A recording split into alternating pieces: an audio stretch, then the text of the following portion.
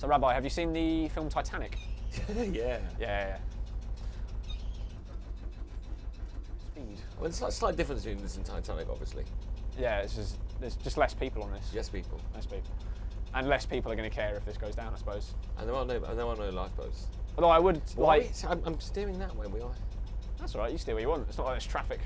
Yeah, but I am heading for that boat. Well, feel free to add an element of danger to this cruise. Hi, I'm Elliot. I'm here for JTV.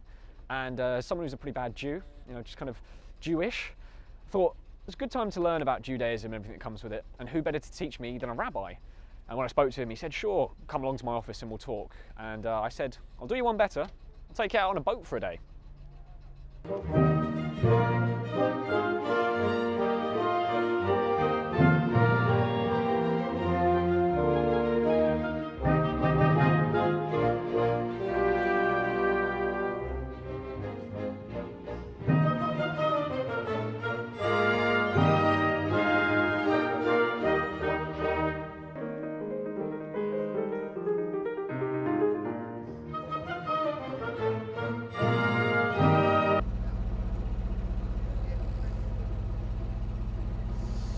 So far, so good. Good start, good start. You know, the wheel is a bit. We may or may not end up running over some ducks. Right, well, there you go. There we go, and we're away. The sun is shining. Yeah, it's lovely. You're not too hot with your sit and... No. Would you ever rock shorts and a vest? Or is that I certainly do, you know, when I'm on my whole... I've never seen a rabbi in like dress down. I mean, they must do. But. We don't know, you know, we are normal people. Well, we try and be normal as much as you can. So, how long have you been a rabbi? 16 odd years now. 16, wow. Is it what you've always done, or did you do something beforehand? No, I mean, I never planned to be a rabbi. I was going to be an accountant. You know, went to haberdashers, which was kind of, for me, you know, it was always then to get your education and then to go on to university. And I actually spent a year in yeshiva, which was, I was part of B'nai Akiva, and it was a very natural thing to do. You go to university, you go to school, and you go to a gap year in yeshiva, and then you go to university, and a lot of us were then going to get professions. Most of my friends are doctors, lawyers, accountants, you know, and so on and so forth. But as while I was at university, really everything changed. For me, it was a realization that so many of my peers, friends of mine, were so turned off Judaism. And I found myself like having so many conversations with people, asking me questions like, Andrew, why do you keep Shabbat? Why do you keep kosher? And I found myself kind of being a representative of Judaism and being like a rabbi to them, even though I had no intention of it. You were still fairly, like, I was religious. You were still religious, I was religious. I'd been to yeshiva, I was religious, but I was, you know, I was still, at university, and I found at Leeds, so many people got really excited by what we were doing. That's funny, because I had obviously no idea until I met you, but I also went to Leeds, and I had like no real Jewish ties. My whole life I only really knew a couple of Jewish people. But yeah, I found Judaism at university, strange enough, and I went from knowing almost no Jews to being the president of a Jewish fraternity, strangely enough. Have you ever performed circumcisions? Oh, I haven't done one? No, yeah. No. So I was going to say, how do you train for that? You can, I mean, again... is there like a dummy?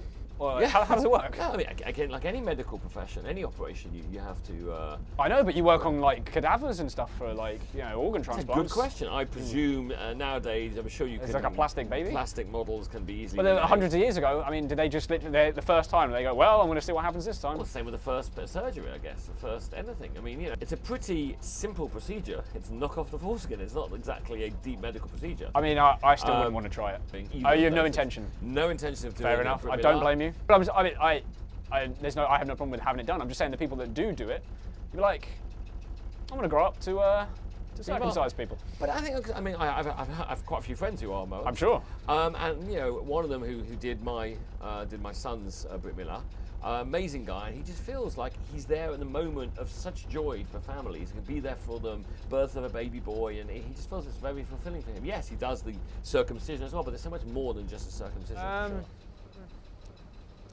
One thing I wanted to... Have you ever seen the film The Possession? The horror film?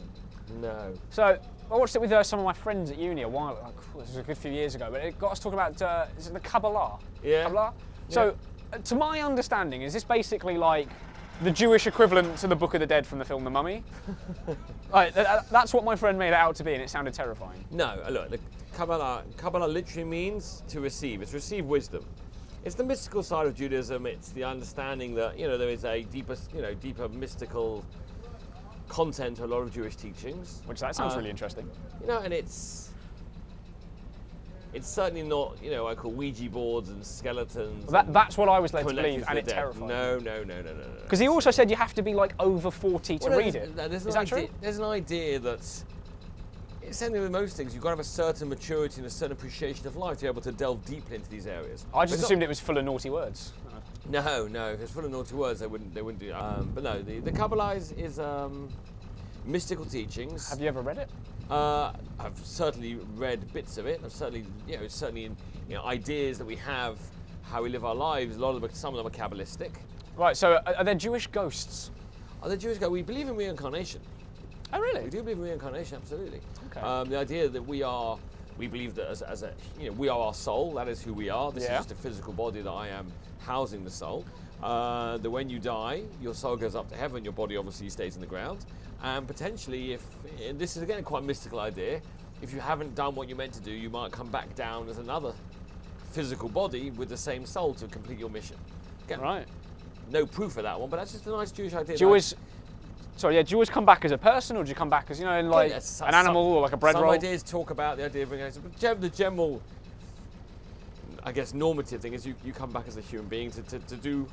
That's reassuring. We all believe that when you're born, you have a mission in life to achieve something only you can do. You are unique. There's only something you can do, whatever that is.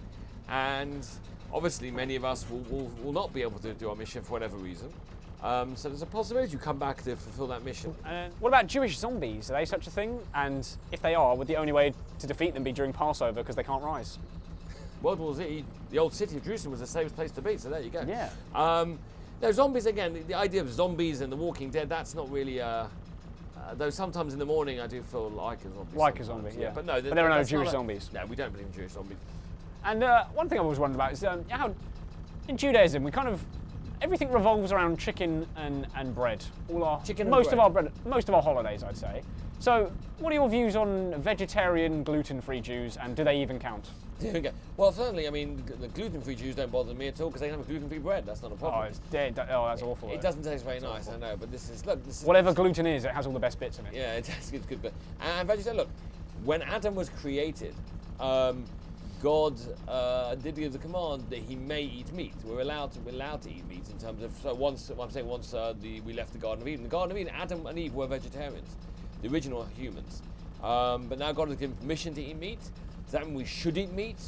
I don't think we have to eat meat. I think it's wrong to be vegetarian. I know a lot of people are vegetarian. A lot of rabbis are vegetarians. Yeah. That might be our lock. I think that might be the lock. Bloody hell. Looks like there's a bit of a queue for Are they all queued up? Yeah. I think so. Don't be a hard right here, and then we're going to make it. Because it's just not moving. Oh, it is moving a bit. This is the world's slowest boat crash. I know.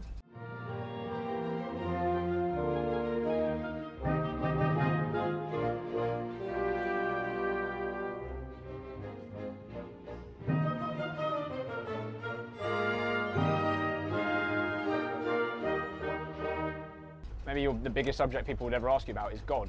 Yeah. Right? What is your views on God? I'm in favour. I'm assuming you believe there is a God. I am a believer. Yeah. I'm a believer, yeah, absolutely.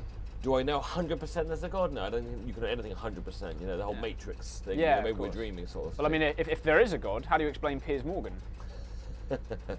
There's so many reasons why I do in terms of Jewish history, in terms of the cosmology. To me, there's no contradiction being a scientist, I was an engineer, and being a religious Jew. So for me, the belief in God comes down, a lot of it is to realizing that the whole way the world is created, the whole way the cosmos works is just incredible. I mean, the whole God particle last year, whatever it was, 2 years ago.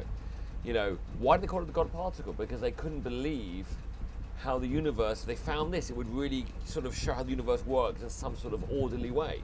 And they found it. So you would say like the people who say use science to debunk God, so you'd say science comes from God? Science to me, as somebody who did engineering, I did chemistry, I did science for my degree, I've never seen a contradiction. I mean, Jonathan Sachs, the former chief rabbi, wrote a book called The Great Partnership, where he absolutely says science and religion, or science and Judaism, are absolutely united in so many areas. So before you said that you sort of used Jewish history as a way to sort of see God and explain God. Can you explain what you mean by that? Yeah, I mean, I always say, if you look at the world in like a 5, 10, 15-year plan, which again we have to for economic policy and whatever it is, you know, you don't really see anything remarkable. But if you take it like a 1,000, 2,000, 3,000 year pattern, there's one nation that has been sort of there from the beginning throughout, which is Jewish nation, and like you know, the colossuses that shape civilization, the Greeks, the Romans, the Babylonians, yeah, they've gone. I mean, they've faded into dream stuff, as Mark Twain says, and yet we're still here, and we've done it all as a small, tiny nation with no nation state. I mean, the miracle of Israel to me is one of the greatest proofs of God that I can think of. That after 2,000 years, the only nation ever to be exiled from its land, to wander the world and to come back to its ancestral homeland is the Jewish people. And then to return to its capital 19 years later is just a remarkable, you know. Sure. Yes, there are no open miracles. You could say it's complete, you know, coincidence, fate, destiny, whatever, and there's no need for any kind of divine guiding hand. But to me, as a thinking, you know, intellectual, you know, educated person, I look at all the things. Oh, wait a minute, this doesn't make sense that we've done what we've done as a nation. But do you think maybe some of the problem is that these, you know, this was a book and these laws were written a very long time ago. Right. Maybe some of them are outdated now, like you know, kosher or like, you know, a bit shomanagia. Like, what are your, you know, your views on like, you know, the Jewish approach to sex? You know, like how you know, like some people they can't touch, can't even get touched before you get married, and that's a big deal. It is a big deal. But again, I think Clive Lawton once said about Shabbat. I heard this talk many years ago. He said Shabbat has been waiting for the 20th century. I think Shabbat has been waiting even more for the 21st century. The laws of Shabbat, which I think people could find a bit strange, like, it stopped me having a mental breakdown. The fact that 25 hours, I put my phone down, I'm out of contact with the world, I don't Facebook, I don't tweet, no one can be in touch with me, it's just time for me, my family, I don't drive, I just walk. It's absolutely liberating to the soul. And I know so many people today just don't stop, they are 24/7. And the laws of shomanagia you mentioned as well, which again is to the Western mind absolutely bizarre that you can't physically touch the opposite sex. It seems bizarre, but again, what's the Torah trying to teach us? Trying to teach us the beauty and the power of physical relationships. That even the slightest, you know, a hug, it's just a hug, should be something very powerful. Obviously there's, shomanagia is part of the wider issue of not having premarital sex and keeping, you know, intimacy reserved for marriage. And then shomanagia is part of that wider set of laws. But it's just trying to make us appreciate, and again, today's day and age where there is so little, you know, nothing is I guess, erotic anymore because everyone's got it all out to show. There isn't any sense of that kind of excitement because it's just... I think you say that as somebody who used to go partying in Leeds, maybe. No, but that was the whole point when I was at Leeds, and people couldn't work out why, you know, why I was what I was. I remember once, years later, when I went to Nottingham University, I was already a rabbi, and a lot of my kids, my Stanmore kids, who I knew very well, who I'd taken on Israel trips and known throughout the teenage years, they were at university now. So we had like a reunion, I went to see them in Nottingham, we all got together with them. And like one of the kids said to me, "Oh, it's so good you're here tonight. I don't have to get drunk." I said, "You never have to get drunk." She goes, No, you don't understand. You have to get drunk. And I'm miserable about it, but what can you do? And it's like the pressure of society. And I think what Judaism says, I think it's so liberating. Sure. Do we now go in? I think. Is that our cue? I think this is our cue. Are we going? She's still there. I think I go in. Yeah. Let's some more of this bad boy.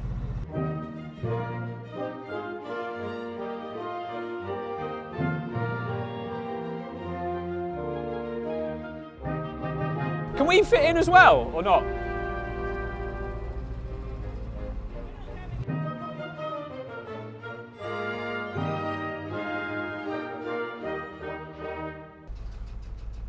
We good?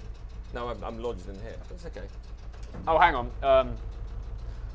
This might be a case for the old barge pole. All right. See what I can do. Could be a while here. Okay. It's going up. It's going up. It's going up. We're going Is it? up. Are we actually? We are actually going up. I can feel Oh, it. that's cool. This is the only lock we're doing because got back in an hour. It's taken us an hour and a half to get here. Oh wow, this was. It's like crossing the Red Sea. I know, this is quicker than I thought. In many ways, I've always thought I'm like Moses. Do we just go forward now? I guess so. How would you feel about if I didn't marry somebody Jewish? Look, I think that the whole marrying out thing, you know, I never forget. A couple came to see me. I just started my job at Stanmore. And said to me, oh, you know, our son is dating a non-Jewish girl. We're very upset about it, Rabbi. Could you talk to him? So I was like, yeah, I'll talk to him. I know what job I'm going to do. So he came to see me. He was about your age. He was 24, 25. And we had a chat. Lovely guy. And he said to me, he says, Rabbi, I'll be honest with you. My parents brought me up completely secular. We never went to synagogue. Yeah. What do they expect? And, you know, and I realised there was no, to me, you can't convince anybody today, don't marry non-Jewish because it'll upset your Bubby and Zadie. It's not going to work. People, you know, they marry who they love.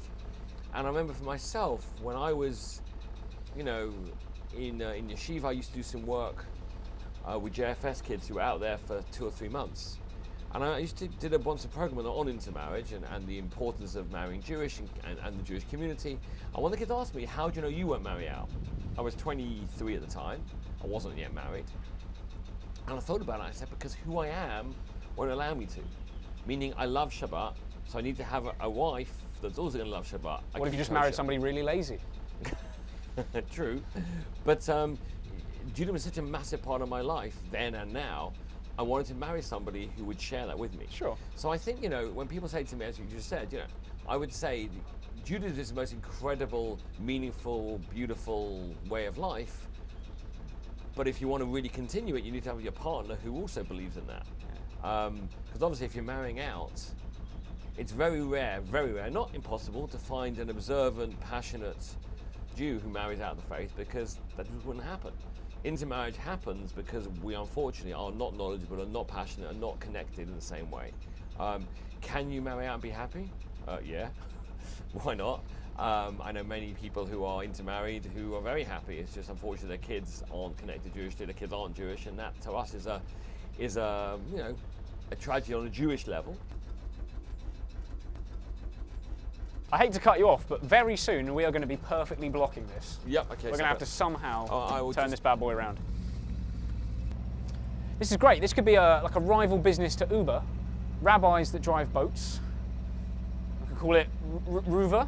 Ruva, but the problem is... Ruva, rabbis on rivers. We don't go anywhere. We're going back to where we came from. Yeah, but you know, it's like life, isn't it? It's the journey that's important, not the destination. Absolutely. And that could be the tagline of the business. Here we go. It's my time to shine. No.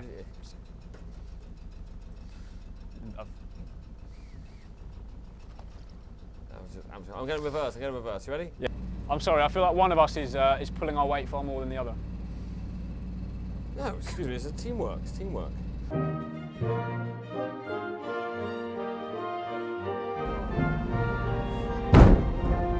What was that?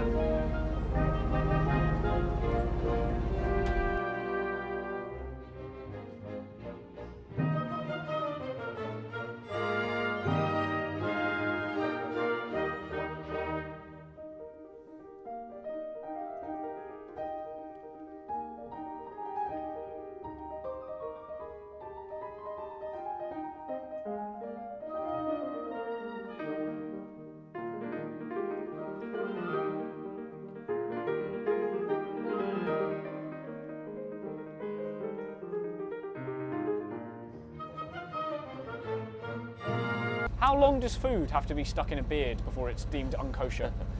I must say it's twice a year, really once a year I have a beard, which is during the 3 weeks of mourning when we can't shave. And it's hard because, you know, I do feel, it's good because you get like leftovers. I wouldn't know what that's like. This is about 24 years of work. The Friday night dinner table, it's a very strong Jewish custom, the Kiddush and the Hamotzi and everything, but it's also just a great idea to get together as a family and eat good food. So I think, you know... Well, it's something my family, we never really did. So we'll do a Friday night dinner, but we don't do it every week. You know, right. we do it every now and then. But it's only as I've got older that it's a thing that's like we've started to do. Just because everyone has such crazy Correct. schedules, nobody gets. You sit down and you're like, so how was your week? What have you been up to? I live in the same house as you, but I haven't seen you for 3 days. Correct. And that is what, you know, for Shabbat, for me, obviously now with a young family, Friday night and Shabbos lunch as well. The whole of Shabbat, the whole 25 hours is family time. Everything is slower. Again, I always feel that if you're having Friday night dinner, but it's still Friday, it's not Shabbat, so you still get your phones at the table. It's kind of difficult because you're still kind of like. Oh, we don't like. Even though we're not religious, we're like no phones at the table. And when I say we, my mum. But I'm saying that to me, my line to people is forget God, keep Shabbat. Just because it makes sense nowadays with what's going on in the world. Obviously, don't forget God, but you know what I mean. I don't think people.